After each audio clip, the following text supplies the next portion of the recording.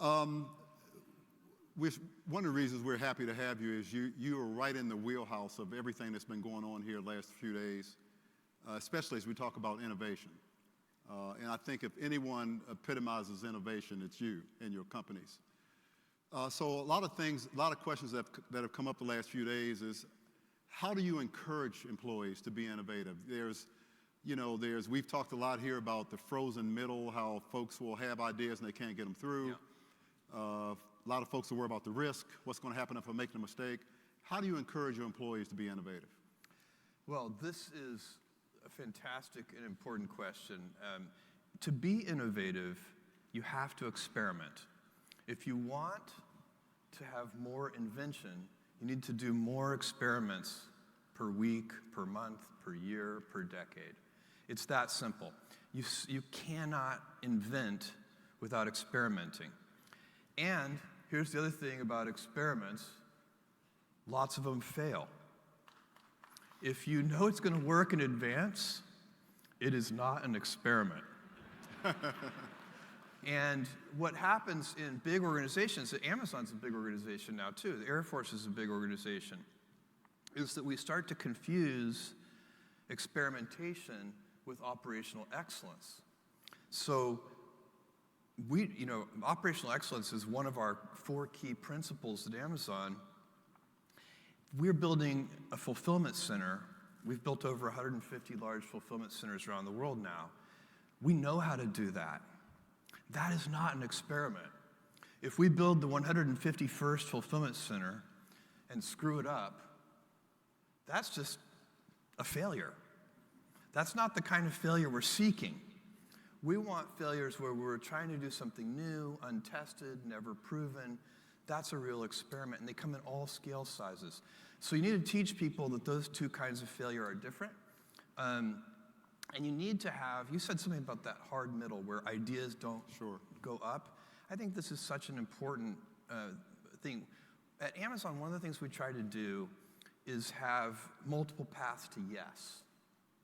And so here's a little thought experiment for you. If you are a junior executive at Amazon, and if Amazon did this in the typical kind of corporate hierarchy way, you had an idea.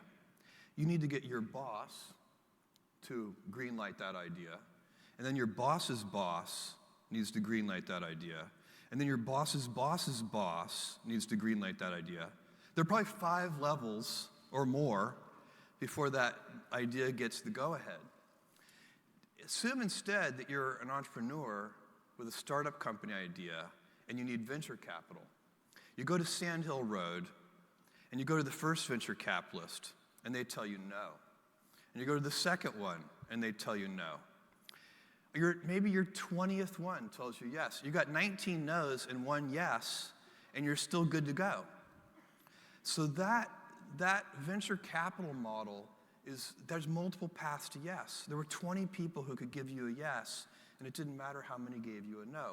So if you want innovative thinking, you have to think about how can we you want a large number of high judgment people empowered to greenlight things.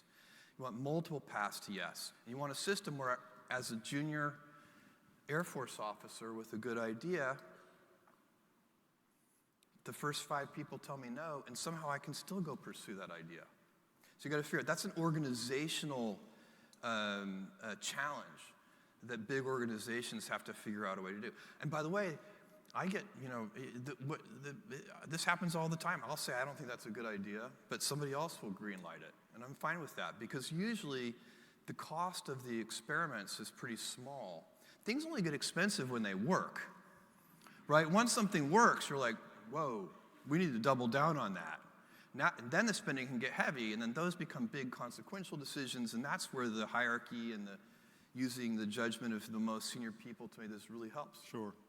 You also have to select people who like to invent. So that's the other, when you're in your hiring and your promotions process, you need to say, is this person like to be innovative? Do they have a bit of a pioneering spirit? Maybe they're also a little bit annoying because they might be, a little bit radical or a bit of a rebel. They're not always the easiest people to get along with. but you want them in your organization. They may be mavericks. Let me follow up on that. They're a spice. Sure. I wouldn't recommend having 90% mavericks. Exactly. And let me follow up on that because what I found, at least in my military career, is that oftentimes mavericks, as you mentioned, are not welcomed. Yes. And one of the phrases I really didn't like when I came up, as I was in the Air Force, was, if it ain't broke, don't fix it. Right. Well, that doesn't mean you should make it better. Yeah, and by the way, your adversaries may be making it better. Exactly. So how do you handle these mavericks? That, how do you protect them from the institution destroying them? Well, I think that has to be culture. You have to teach the value that these people bring, but also I would push hard on the mavericks to say you also have to be organized. You can't just be a crazy person. So it's fine to be a maverick, but write your ideas down. Sure. Sell your ideas, persuade, create the conditions where the ideas can blossom. You can't get anything done if you're not, if you're just purely a creative person with zero organizational skills, you're probably not going to get much done. Sure. So I would push back on the organization and say, look, these people have an important role to play. And by the way, all of us are a little bit maverick. So it's not like there are these people that were born mavericks. I don't think so. We all have this inside of us. If you look at kids, they're all inventive. They're all doing crazy things. I actually saw one time one of my kids put a square peg in a round hole. And as he was doing it, I was thinking, that's never going to work. And then it fit. And I was like, gosh, that's amazing. And so little kids try things, and we all do that when we're little, and some of us lose it. You need to have, one of the great paradoxes of inventing at a high level is that you need to be an expert in your domain area, and you need to have a beginner's mind. You absolutely need both of those things. The world is too complex to actually just be a beginner.